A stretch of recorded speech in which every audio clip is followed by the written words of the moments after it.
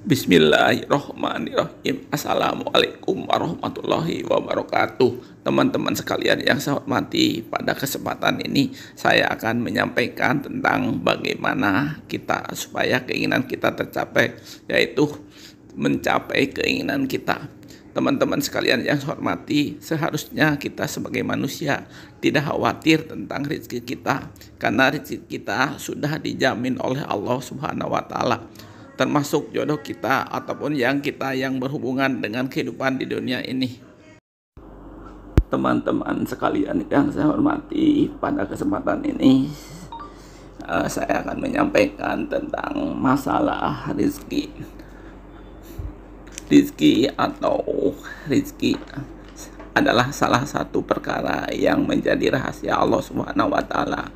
Disebutkan Allah dalam ayat Al-Quran bahwa setiap makhluk di muka bumi ini telah dijamin rezekinya dan tidak akan tertukar. Dalam Al-Quran terdapat beberapa ayat yang membahas tentang pintu rezeki. Ayat-ayat ini menegaskan bahwa rezeki dari Allah Subhanahu wa Ta'ala tidak terbatas pada apapun dan sudah ditetapkan rezeki untuk setiap makhluknya. Rizki setiap makhluk sudah diatur sedemikian rupa, demikian juga rizki bagi manusia. Salah satu contoh dari surat Hud ayat 6, A'udzubillahi minasyaitonirrajim, wa ma min dabbatin fil ardi illa 'alallahi rizquha wa ya'lamu mustaqarraha wa mustawadaha kullu fi kitabim mubin, yang artinya, dan tidak satupun makhluk bergerak atau bernyawa di bumi melainkan semuanya dijamin Allah rezekinya. Dia mengetahui tempat kediamannya dan tempat penyimpanannya. Sesungguhnya Allah memberi rezeki kepada siapa yang Dia kehendaki tanpa perhitungan, dan tidak satupun makhluk bergerak atau bernyawa di bumi ini melainkan semuanya dijamin Allah rezekinya. Semua dijamin rezekinya, ada yang berlebih dan ada yang cukup, dan sesungguhnya Dialah yang memberikan kekayaan dan kecukupan. Islam mengajarkan kita bahwa rezeki sudah ditentukan oleh Allah Subhanahu wa Ta'ala dan didistribusikan sesuai dengan kehendaknya. Namun hal ini tidak membebaskan individu dari tanggung jawabnya untuk bekerja keras, berjuang untuk keunggulan, dan berusaha untuk mencari nafkah. Ada 4 tingkatan rezeki. Yang pertama, rezeki yang telah dijamin oleh Allah Subhanahu wa Ta'ala. Setiap makhluk telah dijamin rezekinya. Yang kedua, rezeki yang penuh keadilan dan kebijaksanaan. Hal ini sebagaimana termuat dalam firman Allah surat An-Najm ayat ke-39. Kemudian yang ketiga, rezeki sebagai tambahan dari Allah Subhanahu wa Ta'ala. Sedangkan yang keempat, rezeki yang datangnya tidak terduga. Rizki yang Allah berikan tidak selalu tentang harta, namun bisa dalam bentuk yang lain. Allah menjamin setiap rizki semua makhluk ciptaannya, mulai dari manusia, hewan, tumbuhan, hingga mikroorganisme yang hidup di sekeliling kita. Allah tidak merasa berat dengan pemenuhan kebutuhan makhluknya. Meskipun kekayaan merupakan bentuk rizki, namun itu bukanlah satu-satunya bentuk rezeki. Allah telah menyediakan banyak bentuk rezeki yang lainnya. Dia menyediakan rezeki eksternal seperti makanan, tempat tinggal, dan pakaian. Dia juga menyediakan rezeki internal seperti ilmu, cinta, dan petunjuk. Ada 10 pintu rezeki yang bisa diraih umat muslim bersyukur hingga sedekah. Dalam pandangan Islam, rezeki tidak hanya bersifat material seperti uang, rumah, dan kendaraan. Rezeki dari Allah Subhanahu wa Ta'ala bisa dalam bentuk kesehatan, keluarga yang harmonis, hingga memiliki keturunan yang saleh dan salehah. Meski manusia telah berusaha dan bekerja, tetapi segala sesuatunya termasuk rezeki telah ditetapkan Allah Subhanahu wa taala, sebagaimana Allah Subhanahu wa taala berfirman dalam surat Ar-Rum ayat 40 yang artinya Allah lah yang menciptakan kamu, kemudian memberimu rezeki, lalu mematikanmu, kemudian menghidupkanmu kembali. Adakah di antara kamu sekutukan dengan Allah itu dapat berbuat demikian? Maha suci Allah, Dia dan maha tinggi dari apa yang mereka persekutukan. Dalam ayat lainnya juga telah diterangkan bahwa dan Dia telah memberikan kepadamu keperluan dan segala apa yang kamu mohonkan kepadanya. Dan jika kamu menghitung nikmat Allah, tidaklah dapat kamu menghinggakannya.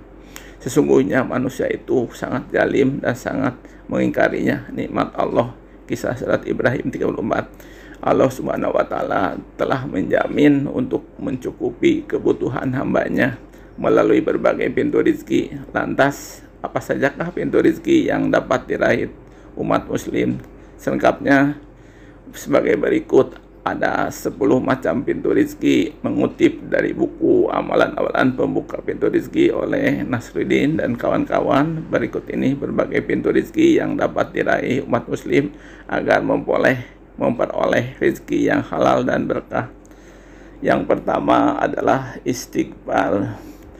Sering membaca istighfar dan bertobat atas kesalahan yang telah dilakukan dapat mendatangkan rezeki. Hal ini dijelaskan dalam firman Allah Subhanahu wa taala yang artinya, mohon ampunlah kepada Allah, sesungguhnya Dia yang Maha Pengampun. Allah akan mengirimkan hujan dengan lebat, membanyakkan harta dan anak-anakmu, dan mengadakan untukmu kebun-kebun dan mengadakan untukmu sungai-sungai, dalam kisah Nuh 10-12. Kemudian yang kedua, silaturahmi. Pintu rezeki akan terbuka jika umat muslim gemar menjalin silaturahmi. Menyambung tali silaturahmi memiliki 2 keutamaan, yakni meluaskan rezeki yang memanjangkan umur. Disebutkan dalam sebuah hadis, Rasulullah bersabda, barang siapa yang ingin dilapangkan rezekinya oleh Allah dan dipanjangkan umurnya, hendaklah menyambung silaturahim. Hadis riwayat Sahih Al-Bukhari. Kemudian yang ketiga adalah kita harus bertawakal. Umat Islam dianjurkan untuk selalu tawakal atau berserah diri atas segala keputusan Allah, sebab Allah sudah pasti memberikan yang terbaik untuk umatnya, termasuk soal rezeki. Dijelaskan dalam sebuah hadis, Rasulullah SAW bersabda, jika kamu bertawakal kepada Allah dengan sebaik-baiknya, maka Allah akan memberikan rezeki sebagaimana Dia berikan kepada burung. Ia keluar pada waktu pagi dalam keadaan perut yang kosong, dan petang dengan perut, dan pulang petang dengan perut yang kenyang, dari hadis riwayat Ahmad. Kemudian yang keempat adalah bersyukur dengan senantiasa mengucapkan rasa syukur. Allah Subhanahu wa taala juga akan mendatangkan rezeki bagi umatnya sebagaimana firman Allah dalam Al-Qur'an sebagai berikut. Dan ingatlah juga tatkala Tuhanmu memaklumkan, sesungguhnya jika kamu bersyukur, pasti kami akan menambah nikmat kepadamu. Dan jika kamu mengingkarinya nikmatku, maka sesungguhnya azabku sangat pedih. Teman-teman sekalian, yang berikutnya adalah yang kelima, ialah bersedekah. Barang siapa ikhlas bersedekah, Allah akan menggantinya dengan rezeki yang berlipat. Hal ini diterangkan dalam Al-Quran surat Al-Baqarah ayat ke-245 yang berbunyi, siapakah yang mau memberi pinjaman kepada Allah, pinjaman yang baik, atau menafkahkan hartanya di jalan Allah, maka Allah akan melipat gandakannya pembayarannya kepadanya dengan lipat ganda yang banyak. Dan Allah menyempitkan dan melapangkan rezeki, dan kepadanya lah kamu dikembalikan, yang terdapat dalam surat Al-Baqarah ayat ke-245. Teman-teman sekalian, yang berikutnya adalah pintu rezeki adalah menikah. Setiap laki-laki dan perempuan yang memutuskan untuk beribadah kepada Allah dengan cara menikah, maka saat itulah Allah Subhanahu wa taala mencukupkan rezeki mereka. Allah berfirman dalam Al-Quran surat An-Nur ayat ke-32 yang berbunyi, dan kawinkanlah orang-orang yang sendirian di antara kamu dan orang-orang yang layak kawin, dan hamba-hambamu sayamu yang laki-laki dan hamba-hambamu sayamu yang perempuan, dan jika mereka miskin Allah akan mampukan mereka dengan karunia-Nya, dan Allah maha luas pemberiannya lagi maha mengetahui. Dalam surat An-Nur ayat ke-32. Teman-teman sekalian, yang selanjutnya pintu rezeki adalah memiliki anak. Tak hanya karena menikah, Allah Subhanahu wa Ta'ala juga membukakan pintu rezeki ketika hambanya dikarunia Allah. Sebagaimana telah diterangkan dalam Al-Quran surat Al-Isra ayat ke-31 yang artinya, dan janganlah kamu membunuh anak-anakmu karena takut kemiskinan. Kamilah yang akan memberi rezeki kepada mereka dan juga kepada kamu. Sesungguhnya membunuh mereka adalah suatu dosa yang besar. Teman-teman sekalian yang saya hormati, berikutnya adalah pintu rezeki yang datangnya tak disangka. Ketika merasa kesulitan saat mencari rezeki, disitulah Allah Subhanahu wa Ta'ala membukakan rezeki dari sesuatu yang tak terduga, sebagaimana firman-Nya dalam Al-Quran yang artinya, dan memberinya rezeki dari arah yang tidak disangka-sangka, dan barang siapa yang bertawakal kepada Allah, niscaya Allah akan mencukupkan keperluannya. Sesungguhnya Allah maha melaksanakan urusan yang dikehendakinya. Sesungguhnya Allah telah mengadakan ketentuan bagi tiap-tiap sesuatu. Dari Quran surat At-Talaq ayat ketiga. Teman-teman sekalian yang saya hormati, berikutnya adalah pintu rezeki yang telah dijamin. Allah Subhanahu wa Ta'ala telah menjamin kebutuhan setiap umatnya agar selalu tercukupi. Tak perlu khawatir, yang penting manusia tetap berikhtiar sebaik mungkin. Allah Subhanahu wa Ta'ala telah berfirman, dan tidak ada sesuatu binatang yang melata pun di bumi melainkan Allah lah yang memberi rezekinya, dan Dia mengetahui tempat berdiam binatang itu dan tempat penyimpanannya. Sesungguhnya tertulis dalam kitab yang nyata, Lauhul Mahfuz. Kisah Hud ayat ke-6. Kemudian yang terakhir adalah rezeki karena bekerja dan berusaha. Sudah pasti bahwa pintu rezeki bisa diperoleh dari bekerja dan berusaha. Bahkan di dalam Al-Quran sudah jelas tercantum jika usaha merupakan sumber rezeki. Tertulis dalam firman Allah Subhanahu wa Ta'ala yang artinya, dan bahwasanya seorang manusia tiada memperoleh selain apa yang telah diusahakannya. Dari Quran surat An-Najm ayat ke-39. Teman-teman sekalian, Al-Quran memberikan banyak informasi untuk meraih kebahagiaan dan kesuksesan hidup. Al-Quran juga bisa mendapatkan pahala dan surga. Tapi Al-Quran juga dapat memberikan kenikmatan atau kesuksesan, kebahagiaan di dunia. Al-Quran tidaklah mampu melakukan transformasi energi.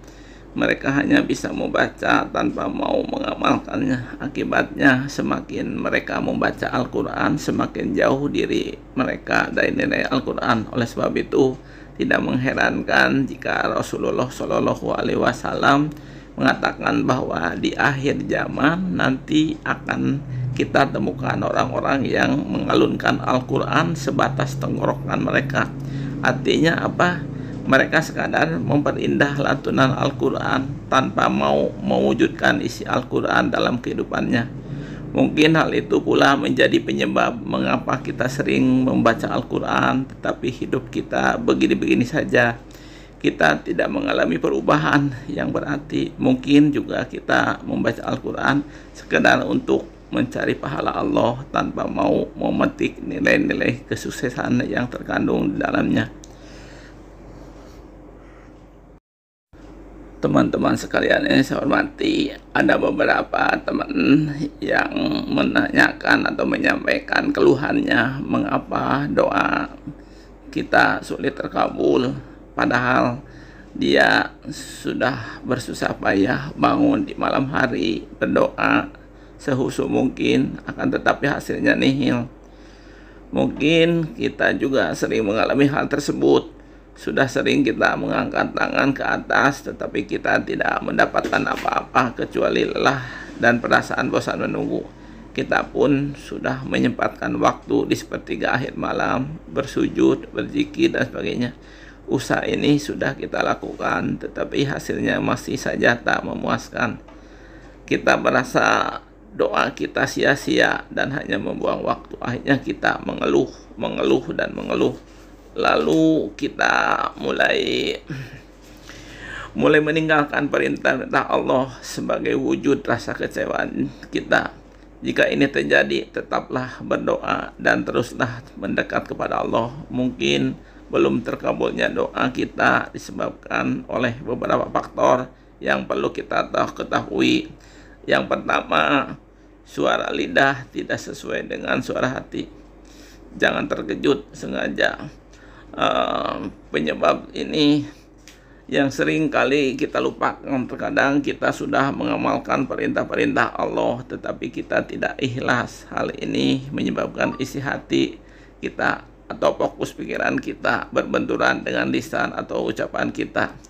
Kita berdoa minta A, malah yang kita dapatkan B. Besar kemungkinan hati kita selalu terfokus kepada si B. Meskipun kita berdoa berkali-kali secara lisan meminta si A, kita tak juga meraihnya. Suara hati kita lebih condong ke B. Hal ini di atas terkait dengan hukum ketertarikan. Jika perasaan dan hati kita terfokus pada sesuatu yang tidak kita inginkan, niscaya itu akan benar-benar terjadi. Jika kita takut doa kita tidak dikabulkan, besar kemungkinan doa kita terus tertunda, tak kunjung terjawab. Atau ketika kita berdoa meminta kekayaan, tetapi hati dan pikiran kita selalu saja membisikkan bahwa kita tidak mungkin menjadi kaya. Teman-teman sekalian, selanjutnya yang kedua, Allah lebih mengetahui jalan yang terbaik hidup kita. Doa-doa kita yang belum terjawab bukan berarti suatu malapetaka dalam hidup. Belum terjawabnya doa kita boleh jadi merupakan salah satu bentuk kasih sayang Allah Subhanahu wa Ta'ala.